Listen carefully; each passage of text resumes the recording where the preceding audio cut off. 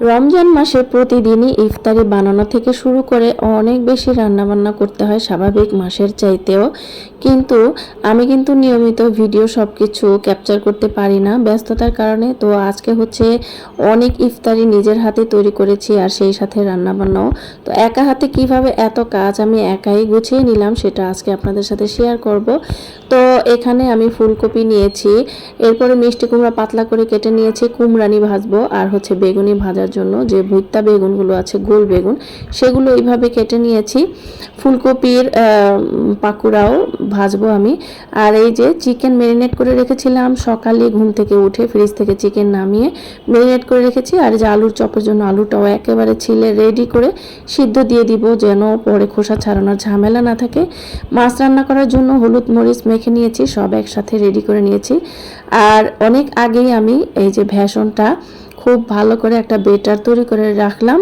তারপরে হচ্ছে ডাল ভিজিয়ে রেখেছিলাম, ডালটা বাটা হয়নি, ডালটাও বাটা শুরু করে দিলাম। পাটায় বাটা ডালের পেঁয়াজু বা হচ্ছে যেটাকে ডালের বড়া বলে সেটা কিন্তু একটু খেতে বেশি মজার লাগে। আর সর্বপ্রথম আমি হচ্ছে বোটটা ছোলাটা আর কি ভুনা করে নিব। তো এখানে মশলা কষিয়ে নিয়েছি একটু ঝালঝাল করে, মাংসের মশলা যেভাবে কষায়, আর একটা টমেটো দিয়ে দিয়েছিলাম।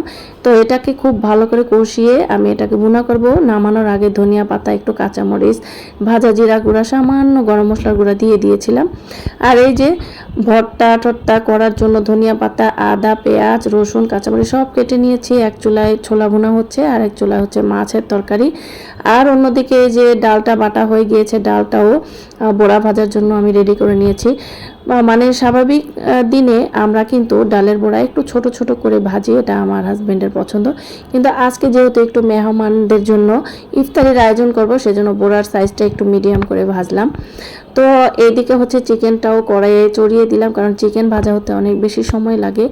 আমি প্রথমে হচ্ছে যেগুলো মুচমুচে থাকবে মানে লং টাইম সেগুলো ভেজে নিচ্ছি, পরে যে ভেষনের আইটেমটা সেটা পরে ভাজবো। এটা অল্প সময়ে কিন্তু মুচমুচেটা চলে যায়, তো এই জন্য পরে ভাজছি। এগুলা হচ্ছে মিষ্টি কুমড়ার কুমড়ানি। তো মিষ্টি কুমড়ার কুমড়ানি যে খেতে এত বেশি মজার, আজকের সব ইফতারের আইটেমের মধ্যে মিষ্টি কুমড়ার কুমড়ানিটা সবাই পছন্দ করেছে। তো কুমড়ানি ভাজা হয়ে গিয়েছে, এখন ফুলকপিগুলো আমি লবণ আর হালকা চাট মশলা দিয়ে মেখে রেখেছিলাম সেগুলো বেসনে ডুবিয়ে ডুবিয়ে ফুলকপি নি বলবো নাকি ফুলকপির পাকোড়া বলবো, যেটাই হোক খেতে কিন্তু অসাধারণ মজার হয়েছিল। আর পেপার বিছিয়ে সেগুলোর মধ্যে আমি এগুলো ঢেলে নিচ্ছি, তেলটা শুষে নিচ্ছে অতিরিক্ত তেলটা। আর সর্বশেষ হচ্ছে আলুর চপটা দিয়ে দিলাম।